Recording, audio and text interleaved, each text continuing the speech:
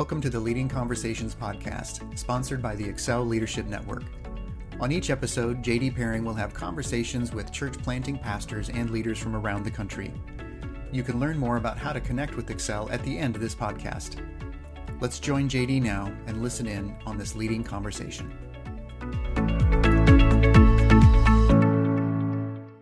Welcome to the Excel Leadership interview today, Leading Conversations. Today, we are very happy to have Raymond and Rachel Hudson with us from Berkley, California. Thanks, guys, for being here. Absolutely. Hey, thank you for having us, JD. Hey, thanks for planting in Berkley, by the way. Easy place to plant in, probably the easiest in the country. So that's why we chose it. Well, before we get into your story, let me just push into that a little bit. I planted a church, my wife and I did, in the Bay Area, and I will go on record as I think the Bay Area is the hardest place to plant in the United States, maybe outside of Utah County, Utah. But what makes Berkley in the Bay Area so tough for church planting and ministry? Yeah, I mean, it's said that many planters will say that they have the hardest to reach area in the country. But I think I probably begin with saying, just in our community, I think Berkley is about 10 square miles. And within that 10 square miles, you probably have, the people who are probably the most against faith all live in this city, right? So I think when you're in multiple other cities, you've got spaces where there's, different thought. But I'd say in our city, you're talking probably groupthink. And a lot of that groupthink has to do with the fact that, hey, and it's not even spirituality. Like, here's the interesting thing. Like, Berkley is probably is a super spiritual place, but so honed in on Christianity. And then I think in our area, it's like over 99% of our community want nothing to do with Jesus. So it's not even just faith. It's like Jesus is not the guy, right? Christianity. And so I think just within such a small area within the Bay Area, so Berkeley, and then some would say, hey, it's a liberal capital of the world, right? We've got UC Berkeley that's here also, and so it's just so against it, against the faith, and so that's what I would say would make it, pretty difficult to reach. You can't put a banner up and say, hey, church is here. They'll probably burn the banner. Me walking around with a cross on my neck is probably like, hey, I'm against you. And then I think in our area too, if you are a Christian, you are a Trump supporter and we hate you. So, then you go to that next level when it comes to politics. And so it's just multiple things that I would say make it a very hard place to reach. Some may say the hardest place. Well, I'm just so grateful for anybody to go into the Bay Area and plant. Having done that myself, I did a 5-year tour, and then I got out of there. So, hey, tell us your story. Tell us just a little bit about your upbringing, how each of you came to Christ. Yeah, babe, how'd you come to Christ? How did I come to Christ?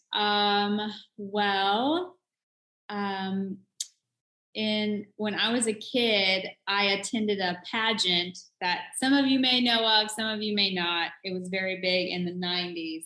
And it was called Heaven's Gates and Hell's Flames. And I attended it. The picture you have in your mind is probably exactly what it is. And I was 7, and I went to this little play, and I was scared to the feet of Jesus. And but when I got into middle school, just my understanding, expanded, and I accepted, who Jesus was, and, youth group was just essential in me becoming a believer. So that's how I came to Christ.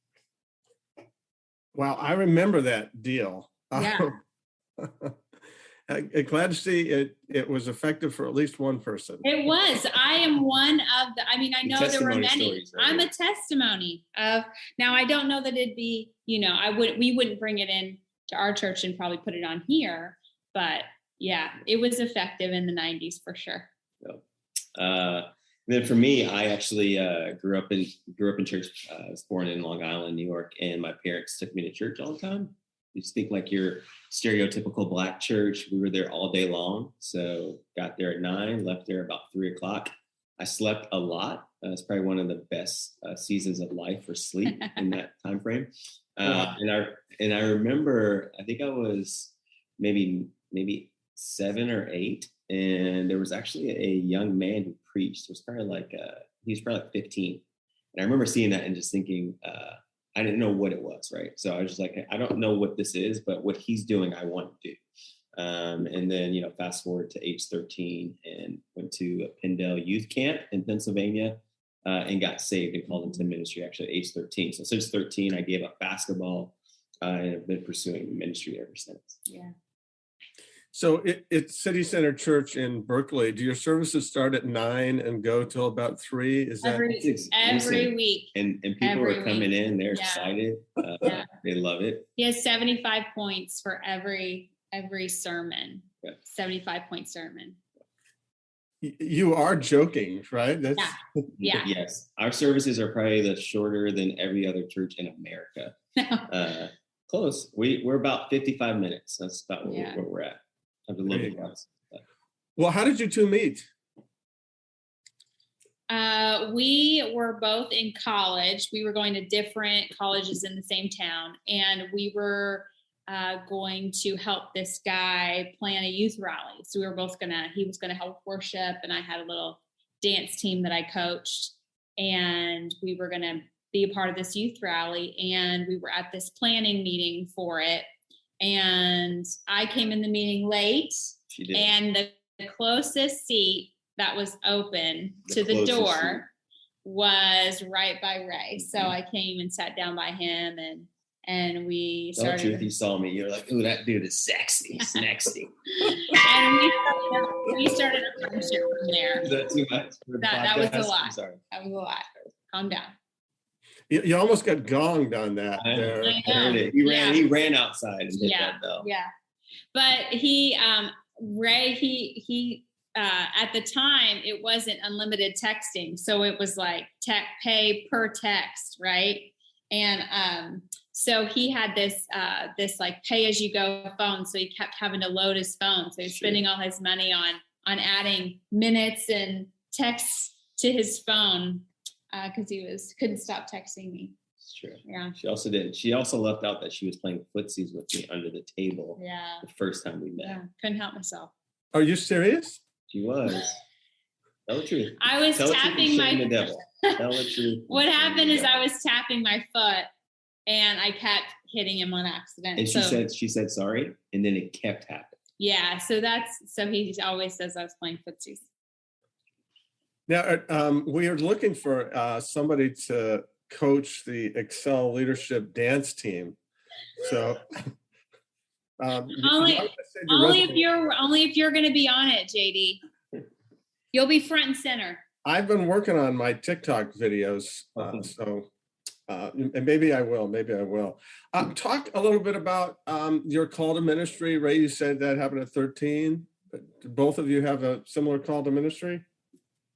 I can't remember if I was in I think it was like early high school, and I was at some camp or something.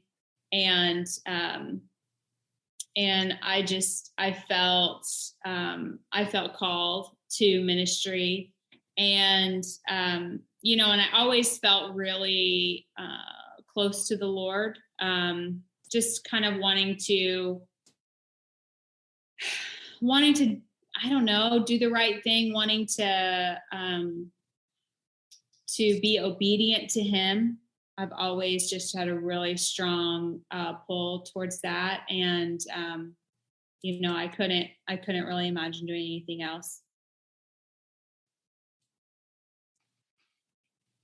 How about you, Ray?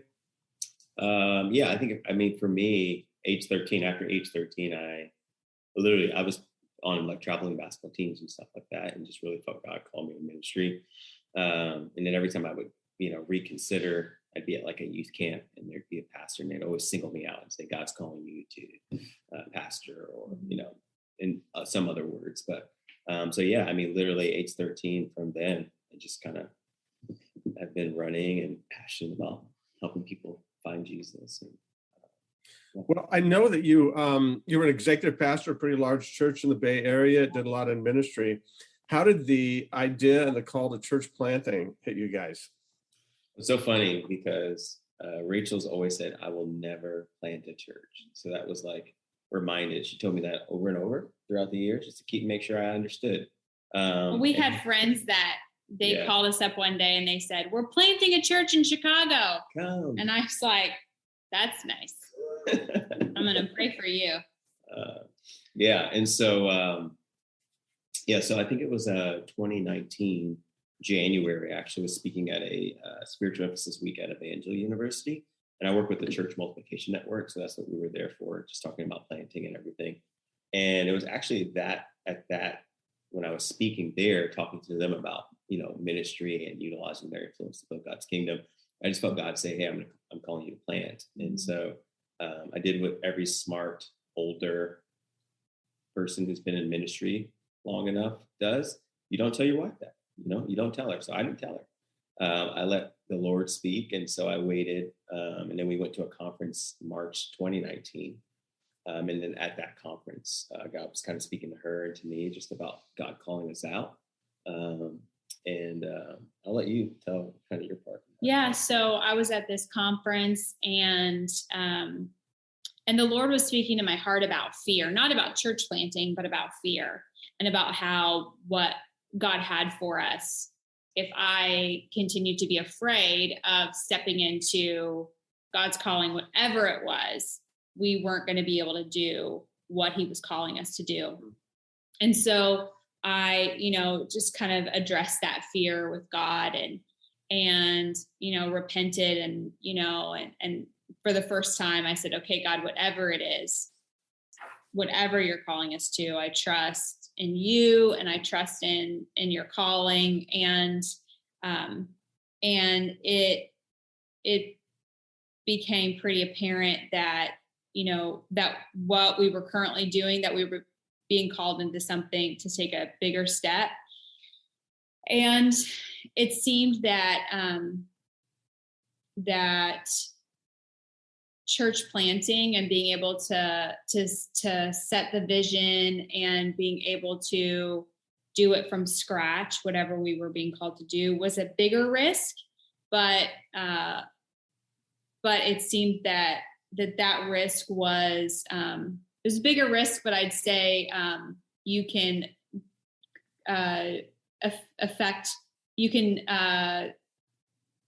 have a greater change faster. You know what I'm saying? So if you become a pastor of an already established church, it could take 10 years before you have enough trust with the people to be able to start making changes. And so if you're able to set the vision from the beginning, it's a bigger, like I said, it's a bigger risk, but you can really step into what God is calling you to sooner. So we just figured it was easier to plant a church in Berkley than to take. Yeah. Well, how did you come up with Berkley? Were you looking for, what's the hardest place? What's that about? Well, I'll just say from my side of it, when Ray was talking about Berkley, I wasn't even thinking about the difficulty or where it was or any of that. I just knew that I trusted Ray, and I also knew that in my mind, I thought, well, somebody needs to go to Berkley, so somebody's got to go, and so it might as well be. It might as well be us. And I just felt like Ray was just a really solid communicator, really strategic. And I thought that we were in good hands. So I didn't really have much thought about going to Berkley because I trusted what his thoughts were about the city. Yeah, so it's probably a little bit more to it too on my end. So when it comes to Berkley, I was executive pastor at a church here in the East Bay, and so probably like 2 years into that, there was a guy who actually planted a church in Berkley, and he reached out to us and said, "Hey, would you take over our church because we're leaving?" Church was probably about 8-year-old plant, and then we just as a team decided that, hey, that wasn't a right fit. The way that the church was planted and the community that they were reaching probably wasn't the fit for our church, and so it actually started there. And then March, when we were at the conference and feeling called to plant. So we had a lot of our mentors who said, "Hey, we feel like God's calling you guys out to pastor." And then literally 2 days after, I met with my pastor and said, "Hey, we don't know what this looks like, but I feel like God's calling us to pastor." And then 2 days later, so this was like the conference, then I met with my pastor. And 2 days later, there's a guy who actually had called around the country because they were looking for someone to come into Berkley. And so all the people that he had talked to said, "Hey, we know a guy," and it was me. So that's kind of how that kind of process went. And then, there's a longer journey of how we went there, but it was just some cool, God was working, in the midst of that. To point us towards Berkley. Yeah. Sure. Now, I know going into Berkley, you don't just go in with the classic cave, like planting in the Bible Belt. Your visions and your philosophy is a little bit different. Can you give us maybe a minute, Ray, on what you guys are doing differently with City Center Church? Yeah, you put a sign up and get a building and just tell people to come. And they show up. They show up. Yeah. No, I think the biggest portion of it is, when I was praying around the city, and I just felt God stopped me and said, "The job I'm asking you to do is easier than you think." And he said, "I don't want you to go try to save people, but help them see me through their fog." And so I think with that mentality, we came up with this kind of philosophy of we want to love and serve our city so hard that when they interact with us, they rethink their preconceived notions of faith. And so from that journey, it was like, well, how do we plant a church that will impact people who don't want a church kind of in the city? And so a big part of that was saying, hey, we want to be a church that loves and serves way before we ever launched. Mm-hmm. So through the pandemic, this is not the only thing that we do, but it was a main thing because our city we knew was about serving. They far from God, but love helping people, sometimes to the bad side of it. So there was that portion of that. And then the other thing is a lot of churches that have come into Berkley have focused in on the campus or college students. Most of your churches that are doing, anything have like a college kind of feel. And then we just felt strongly that God said, hey, be a church for the city, not for the campus. And so we're like, man, we got kids. We know how to put on great events for kids. And we just knew, hey, finding a way to make church more than a Sunday was really important. And so that's what we do. And that has been just a cool win to where the Berkley School District, and this is a whole nother story, but the Berkley School District did a video of their top 5 volunteers. And guess who was one of them?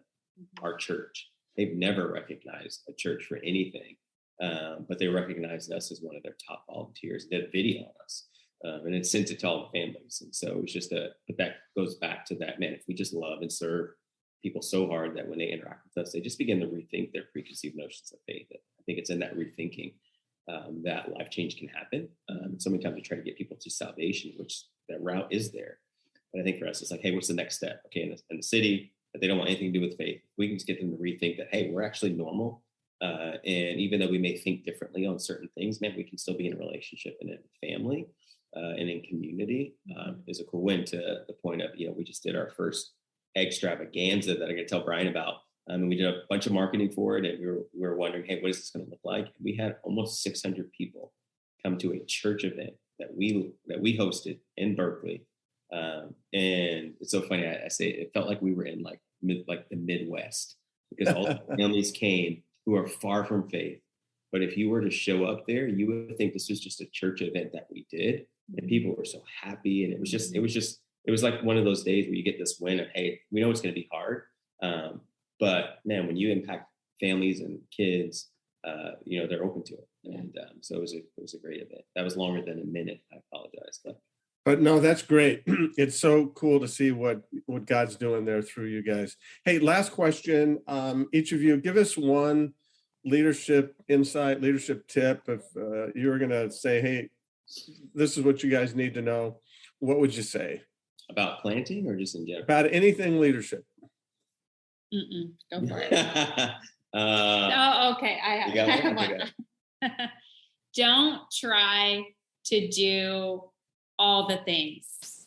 I would say focus in on the things that you know you have a strength in, and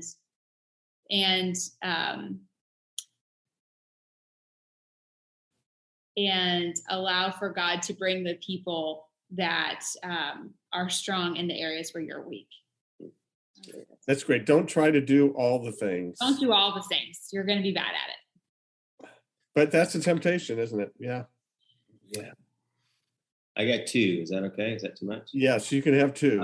So first one is just be innovate. Like, I don't think that you need to innovate the gospel, obviously, right? The gospel stays the same, but to innovate how the expression of the gospel is.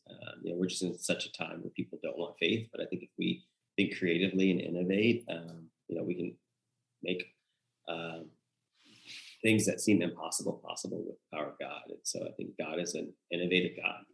He does new things, and so I think that's a win. And what is that? No, I'm not going to say pivot. And then I think the other one would just be just made me lose it, saying pivot. What was I going to say? Pivot. Oh yeah. One of the things I tell people a lot is I feel like the gospel that Jesus died for is appealing to everyone. I think so many times we can, the sanctification process is not. And I think, when I think about our city, I think, man, like the gospel that Jesus died for, if people really knew the Jesus of the Bible, like they would be interested. And so I think even in the midst of it being a hard place, like I think our leadership, I know this is less leadership, but just what encourages me is, man, like the gospel Jesus died for is appealing to everyone. You look throughout scripture, thousands follow him. It's a consistent. And I think when we figure out what are the things that will draw people, sanctification process, real difficult. But the gospel, man, is appealing. And I think that's what grabs people. So great words. Well, hey, there's the challenge. Berkeley, California is the hardest place to plant a church in the United States. And if you disagree with that, we're open to that. Just reach out to us at excelnetwork.org, and we'll have you on this podcast and give you an opportunity to challenge Berkeley as the most difficult place, but it's certainly up there, and it's not easy anywhere. But I really appreciate your words about innovation, about not trying to do everything, but also about the gospel of Jesus Christ and his forgiveness and love is really attractive to everybody. So thanks so much for being on with us today. Hey, thanks for having us. Yeah, it was a privilege. Hey, have fun in Berkeley. And God bless. Thanks for joining the Leading Conversations podcast. We hope that you found it both helpful and encouraging. At Excel Leadership Network, our focus is on the church planter rather than the church. If you'd like to find out more about us, visit our webpage at excelnetwork.org. Don't forget to subscribe to this podcast so you don't miss any future episodes. See you next time with another Leading Conversation.